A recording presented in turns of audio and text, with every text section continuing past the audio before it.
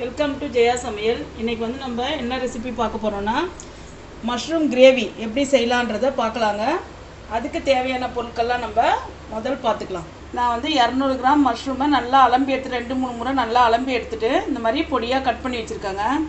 நம்ம இந்த கிரேவிக்கு வந்து முதல்ல ஒரு மசாலா ஒன்று அரைக்கணுங்க. அதுக்கு தேவையான பொருட்கள்லாம் நம்ம முதல் பார்த்துக்கலாம்.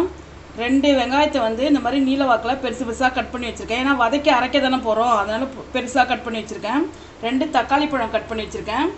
ஒரு அரை முடி தேங்காய் பொடியாக கட் பண்ணி வச்சுருக்கேன். கொஞ்சம் கருவேப்பிலை, ஒரு 2 பச்சை மிளகா, ஒரு 7-8 பல்லு பூண்டு வச்சுருக்கேன். ஒரு துண்டு இஞ்சி, ஒரு 10 முந்திரி எடுத்து வச்சுருக்கேன். ஒரு ஸ்பூன் மிளகு எடுத்து வச்சுருக்கேன். ஒரு ஸ்பூன் சோம்பு எடுத்து வச்சுருக்கேன். ஒரு 1/4 ஸ்பூன் சீரகம், 2 லவங்கம், 2 ஏலக்காய், ஒரு துண்டு பட்டை எடுத்து வச்சுக்கேன். இதெல்லாம் நம்ம நல்லா வதக்கி அரைச்சி எடுத்துக்கலாம்.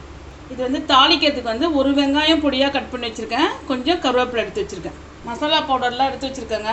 இது காஷ்மீரி ரெட் சில்லி பவுடர், இது மஞ்சத்தூள், இது வந்து தனியாத்தூள், இது கரம் மசாலா. இவ்வளோதாங்க இதுக்கு தேவையான பொருட்கள். இப்போ நம்ம எப்படி செய்யலான்றதை பார்க்கலாம். இப்போ மசாலா அரைக்க நம்ம வதக்கி எடுத்துக்கலாங்க. எல்லாத்தையும் வந்து ஒரு ஸ்பூன் ஆயில் சேர்க்குறேன். எண்ணெய் காயிட்டுன்ட்டு இந்த மிளகு, சோம்பு, சீரகம் இதையெல்லாம் வறுத்துக்கலாம்.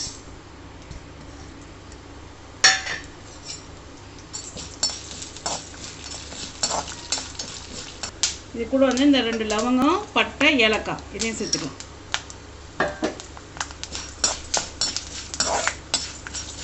இப்போ நல்லா பொரிஞ்சிடுச்சு. இப்போ நம்ம வெங்காயம் சேர்த்துக்கலாம்.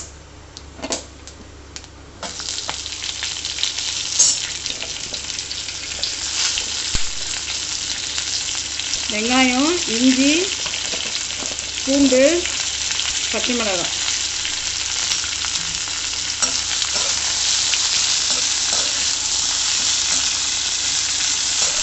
வெங்காயம் வதங்கிறதுக்கு கொஞ்சம் உப்பு சேர்த்துக்கலாம்.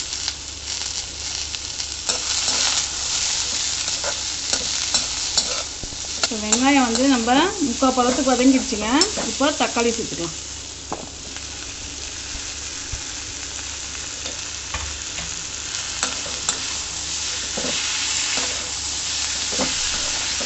தக்காளியும் நம்ம நல்லா வதக்கிக்கணும். தக்காளியும் நல்லா வதங்கிடுச்சுங்க. இப்போ வந்து நம்ம இந்த முந்திரி பருப்பு சேர்த்துக்கலாம். கொஞ்சம் கருவேப்பிலை,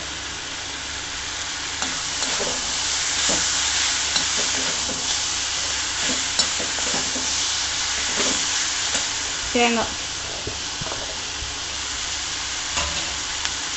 அடுப்பு ஆஃப் பண்ணிக்கலாம். தேங்காய் போட்டு வதக்கணும்னு கிடையாது, நம்ம அடுப்பு ஆஃப் பண்ணிட்டேன். இந்த சூப்லேயே தேங்காய் வதங்கிக்கும். இதை நல்லா நம்ம ஆற வச்சு ஒரு ஃபைன் பேஸ்ட்டை நம்ம அரைச்சி எடுத்துக்கலாம். நம்ம கிரேவி தாளிச்சிக்கலாங்க. கடாய் வச்சுருக்கேன். ஒரு 2 டேபிள் ஸ்பூன் அளவு ஆயில் சேர்த்துக்கலாம். இப்போ எண்ணெய் காஞ்சிருச்சுங்க. சும்மா தாளிக்கிறதுக்கு ஒரு பட்டை, ஒரு அன்னாச்சிப்பூ, 2 லவங்கம், ஒரே ஒரு ஏலக்காய், சும்மா கொஞ்சோண்டு சோம்பு வச்சுருக்கேன். வெங்காயம் சேர்த்துக்கலாம். வெங்காயம், கருவேப்பிலை.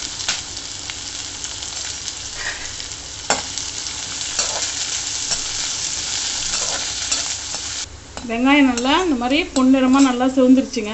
இப்போ நம்ம மஷ்ரூமை சேர்த்துக்கலாம்.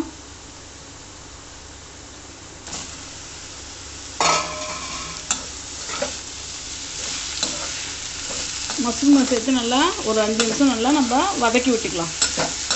ஏன்னா மஷ்ரூம்லேருந்து தண்ணி வந்து தண்ணி விட்டு வரும், அது வரைக்கும் வதங்குற அளவுக்கு நம்ம வதக்கிக்கணும். மஷ்ரூம் நல்லா ஒரு 5 நிமிஷம் போல் வதக்கினேங்க. நல்லா வதங்கிடுச்சு. இப்போ நம்ம மசாலாலாம் ஆட் பண்ணிக்கலாம். நான் வந்து 1 ஸ்பூன் அளவு கொத்தமல்லி பவுடர், தனியாத்தூள், 1/4 ஸ்பூன் மஞ்சத்தூள், ஒரு ஸ்பூன் கரம் மசாலா, இது வந்து காஷ்மீரி சில்லி பவுடர், காரம் இருக்காது, அதனால் நான் 1 ஸ்பூன் அளவு சேர்க்குறேன். நீங்கள் வந்து ஒரு மிளகாத்தூள் சேர்க்கறது இருந்தால் கொஞ்சம் கம்மியாக சேர்த்துக்குங்க. ஏன்னா நம்ம இஞ்சி, பூண்டு, மிளகு, பச்சை மிளகாய் எல்லாம் அரைச்சி தான் அதிலே காரம் இருக்கும், அதனால் காரம் பார்த்து சேர்த்துக்குங்க. இது பச்சை வாசனை போகிற அளவுக்கு நம்ம இந்த மசாலாலாம் நம்ம வதக்கிக்கலாம். மசாலா போட்டு நல்லா வதக்கிட்டேங்க. எண்ணெய் பிரிஞ்சு வர ஆரம்பிச்சிச்சு. இப்போ நம்ம அரைச்சி வச்சு அந்த பேஸ்ட்டை ஆட் பண்ணிக்கலாம். இந்த மாதிரி நல்லா ஃபைன் பேஸ்ட்டாக அரைச்சி வச்சுருக்கேங்க, அதை ஆட் பண்ணிக்கலாம்.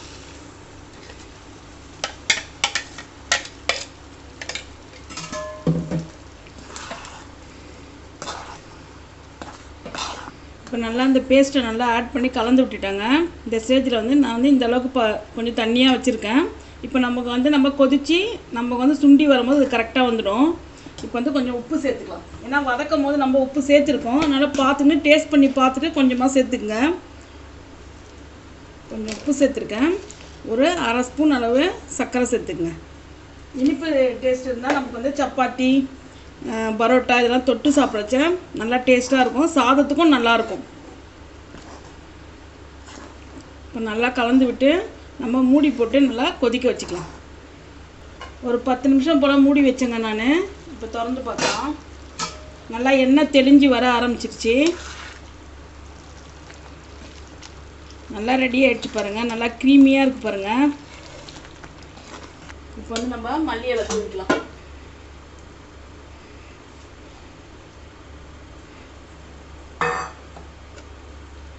அவ்வளோதாங்க, நம்ம சூப்பராக ஒரு மஷ்ரூம் கிரேவி ரெடி பண்ணிட்டோம். நம்ம வந்து நல்லா டேஸ்டியாக நல்லா சூப்பராக ஒரு மஷ்ரூம் கிரேவி ரெடி பண்ணிட்டோங்க. இது வந்து சப்பாத்தி, தோசை, இட்லி, பரோட்டா சாதத்துக்கும் நல்லா இருக்குங்க. இதே மாதிரி நீங்கள் உங்கள் வீட்டில் ட்ரை பண்ணி சாப்பிட்டு பாருங்கள். சாப்பிட்டு பார்த்து பிடிச்சிருந்தா லைக் பண்ணுங்கள், கமெண்ட் பண்ணுங்கள், என்னுடைய சேனலை மறக்காமல் சப்ஸ்கிரைப் பண்ணுங்கள். பக்கத்தில் இருக்க பெல் பட்டனையும் கிளிக் பண்ணுங்கள். உங்கள் ஃப்ரெண்ட்ஸ்க்கும் ஷேர் பண்ணுங்கள்.